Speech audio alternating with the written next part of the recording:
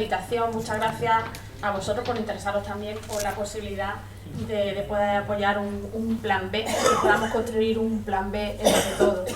Respecto a cómo se están gestionando las políticas migratorias en Europa y la posibilidad de un plan B, lo primero que tendríamos que analizar es cuál es el plan A. ¿Cuál es el plan A para ver la alternativa de ese plan B? Y yo lo voy a hacer en referencia a la frontera sur, a la gestión de las fronteras en nuestra frontera sur.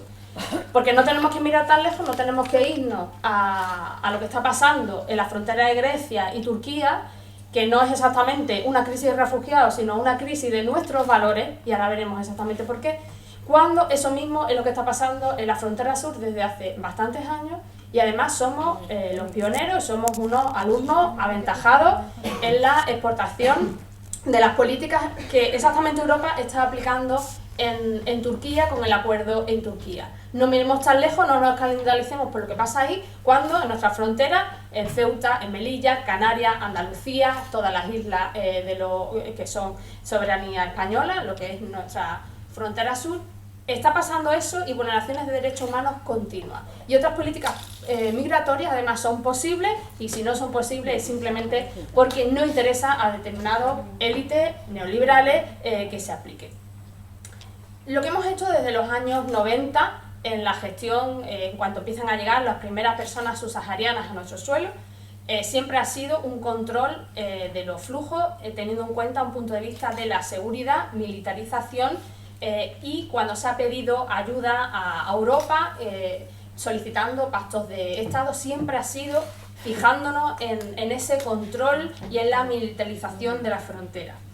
En el blindaje de fronteras, sin tener en cuenta el que pudieran existir vulneraciones de derechos humanos. De hecho, esta perspectiva policial está aplicada en nuestra frontera sur de un montón de hechos bastante lamentables como el haber hacinado en sitios totalmente insalubres en Ceuta y Melilla a cientos de migrantes subsaharianos, como las murallas de Angulo o Calamorro en Ceuta y La Granja en Melilla.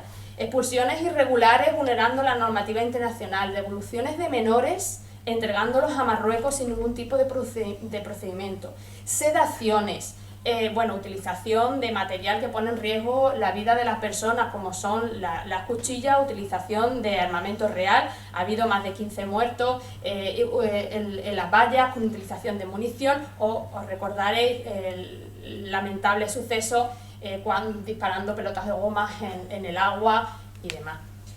Bueno, pues todos estos, cuando se le pide ayuda a Europa, siempre se hace desde esta perspectiva también de blindaje de fronteras. Política que se ha visto no es para nada efectiva, es totalmente irreal y si se sigue utilizando es por absoluta conveniencia. Esta política que hemos exportado tiene tres pilares. Tiene tres pilares a analizar. Lo primero es la creación de una sensación pública interesada por parte de los gobiernos, que es lo mismo que se está haciendo ahora mismo en nuestra frontera de la Europa Este, es crearnos la sensación de inseguridad de que aquí tenemos una avalancha migratoria que se nos viene encima. Y esto no es real. En la frontera sur se ha utilizado esto para justificar actuaciones contrarias a la legalidad, haciéndonos creer que hay una cantidad de subsaharianos a los pies de las vallas que van a entrar, que además son peligrosos, que son violentos, para justificar otra serie de cosas. Pues fijaros, en el 2015, según los datos de Frontex, en las rutas del Mediterráneo occidental solo entraron 7.164 personas, cuando, por ejemplo, en la ruta del este del Mediterráneo entraron 885.000 y en la ruta de los Balcanes 764.000. Es decir, que esta ruta precisamente no es la mayoritaria, ni muchísimo menos. Estos mensajes que se nos lanzan justifican, entre otras cosas, que el gobierno español no quiere acoger más cuotas de refugiados, cuando es bastante ridículo la cuota de refugiados que ha acogido. Y si os fijáis, en Europa, menos del 10% de los refugiados llegan a Europa, de los solicitantes de asilo llegan a Europa. En España no recibimos ni el 1%, o sea, es absolutamente minoritario. Y de todos los desplazados sirios, que vienen a ser unos 8 millones, 6 millones están en los países limítrofes al conflicto. No llegan a Europa ni se han desplazado a Europa. 6 millones están entre el Líbano, Turquía o Jordania. Y solamente 250.000 han llegado a Europa o pretenden pasar por Europa, es decir, que ni el 6%. O sea, lo primero que se utiliza es esta sensación de avalancha de inmigrantes que nos van a invadir. ¿Para qué? Siguiente pilar. Pues el para qué es para justificar vías de hecho y irregularidades administrativas, que además se justifican sin ningún tipo de pudor por parte de los gobiernos. Esta emergencia excepcional requiere una serie de mecanismos excepcionales que empezamos a utilizar, como devoluciones en caliente. Habéis visto malos tratos en la valla, me refiero a la frontera sur, malos tratos en la valla que se pueden ver, os animo a que veáis cualquiera de los vídeos que tienen colgados la asociación Prodein de Melilla, que tiene muchísimas colgados y son imágenes bastante llamativas de golpes, gaseando a migrantes subidos a la valla. Bueno, personas inconscientes que son trasladadas a través de las puertas de la valla. Por ejemplo, se han justificado también detenciones ilegales masivas, como en Tarifa en 2014, donde hubo más de 80 y tantos migrantes que llegaron, estuvieron en un polideportivo más de 14 días detenidos en un polideportivo sin que pudieran salir, fue una detención ilegal. O, bueno, llamadas de atención de instituciones europeas continuamente a España diciendo que se están vulnerando los derechos humanos. Pero se utiliza esta sensación de avalancha masiva para utilizar estas medidas que son contrarias a la legalidad y que además el gobierno las justifica. ¿Cuál es la tercera pata? Pues la tercera pata es la utilización, una vez que estás utilizando ya medidas totalmente legales, que es lo mismo que está sucediendo en Turquía, porque esto mismo que os estoy contando está sucediendo en Turquía. Y lo estamos viendo con nuestros ojos, lo estamos permitiendo en un acuerdo de Europa a Turquía, donde se está utilizando devoluciones en caliente, devoluciones de migrantes solicitantes de asilo, vulnerando el principio de no devolución, devolviéndoles a los países de los que vienen huyendo en riesgo, sin que se pueda analizar la situación o no de protección internacional de manera individualizada, devolución de menores son los que son devueltos, todo esto está pasando allí, o hacinamiento en lugares totalmente insalubres, insanos, sin asistencia médica y demás. Una vez hecho, la tercera pata es la utilización de ya crear unas herramientas jurídico-políticas para justificar todo esto a posteriori, que es exactamente lo que el acuerdo de la Unión Europea a Turquía o el acuerdo de remisión que hay entre Grecia y Turquía. En nuestro caso, ¿qué es lo que hemos hecho? Que somos pioneros, ahora lo veréis. Pues lo que hemos hecho es, por ejemplo, fuimos pioneros en los planes África, que es utilizar ayuda a la cooperación a cambio, con dinerito, a cambio de que no paren los flujos migratorios. Eso es lo que se está haciendo ahora mismo con Turquía, lo llevamos haciendo nosotros desde el año 2006-2007 con los planes África, que se crearon precisamente cuando la crisis de los cayucos. Lo siguiente que hicimos fue la activación express del acuerdo de readmisión bilateral entre España y Marruecos, que es exactamente lo que está haciendo Grecia con Turquía. Un acuerdo que permite que devolvamos a migrantes que no provienen de Marruecos, sino de terceros países, que lleva 20 años que no estaba ratificado, y que precisamente cuando hay una devolución masiva en la isla de tierra de migrantes, os recordaréis, para justificar eso, se ratificó ese convenio cuando llevaba 20 años durmiendo el sueño de los justos.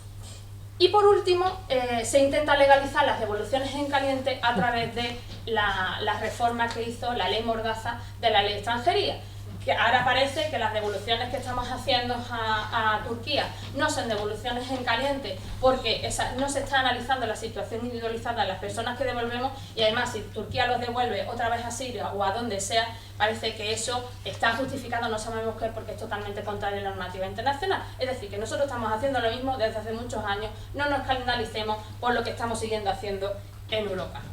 Hay que recordar, ahora vamos a pasar a ver las alternativas, que todo esto además va adornado con la total impunidad de toda esta gestión absolutamente infame, contraria a los derechos humanos, tanto en nuestras fronteras como en la frontera de Europa. Impunidad porque ni una sola querella que se ha interpuesto por parte de los colectivos sociales en todo lo que ha pasado en nuestra frontera sur, en Ceuta y Melilla, ni una sola al final ha terminado en condena.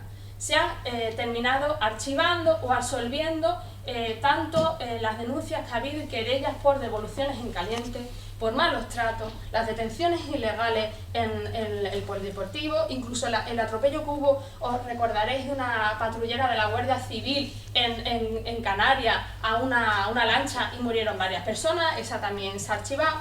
Y esto ha unido a una implicación de la Fiscalía que obstaculiza bastante los procedimientos y una falta bastante de interés por parte y una obstrucción del Gobierno constante a que se investiguen los acontecimientos.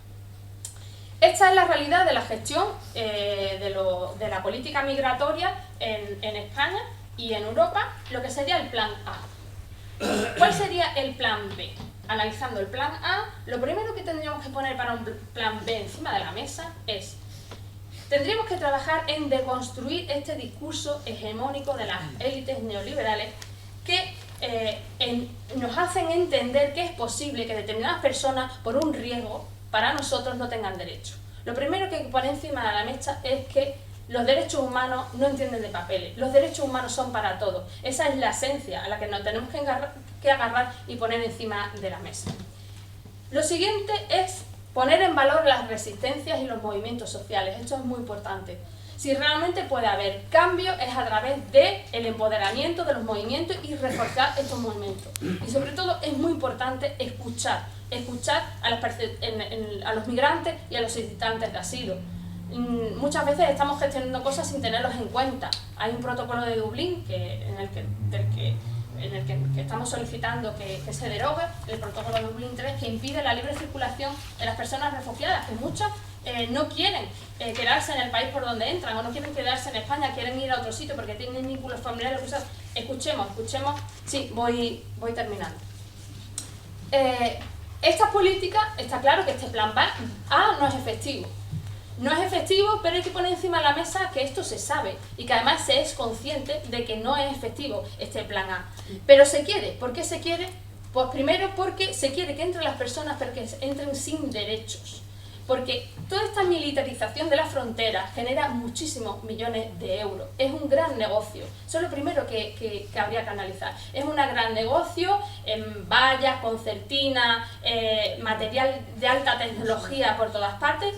Y por otra parte supone el que entra mano de obra barata, sin derecho y absolutamente vulnerable. Podemos poner el ejemplo de las mujeres que van a atender todo lo relacionado al trabajo de cuidados en una situación de total vulnerabilidad respecto a los empleadores.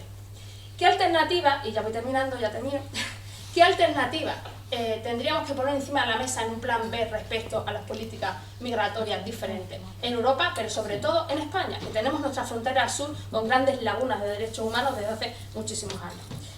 Pues, en primer lugar, facilitar la regularización, posibilitar vías seguras de entrada de personas solicitantes de asilo o refugiados y de migrantes económicos. Tenemos una posibilidad en la ley de extranjería, que es del 2009, de que las personas puedan pedir asilo en nuestras oficinas consulares. Esto no se hace porque España no quiere, el gobierno no quiere.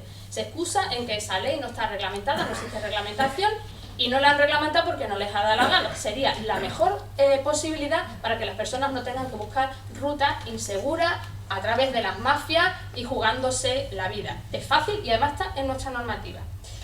Criterios amplios de reunificación familiar. Estamos viendo situaciones bastante dramáticas de familias, de menores que entran solos o de familias separadas precisamente porque están al albur de las mafias, y además nosotros estamos imposibilitando el que puedan reunificarse. Cooperación al desarrollo que sea real y no condicionado al paro de los flujos migratorios, y además utilizando la cooperación al desarrollo para nuestros propios intereses y no para el desarrollo local, económico, social y de la democracia de los lugares donde estamos haciendo los proyectos. Y después, por ejemplo, derogación del protocolo Dublín 3 es otro ejemplo, o fomentar las redes de ciudades refugio, muy importante, a las que ni se le está dando suficiente importancia, ni se está focalizando como una posibilidad de acogida donde participa también la ciudadanía más allá de lo que determina el gobierno. Son algunas pinceladas de lo que podría ser un plan B en una gestión de políticas migratorias totalmente diferente a la que llevamos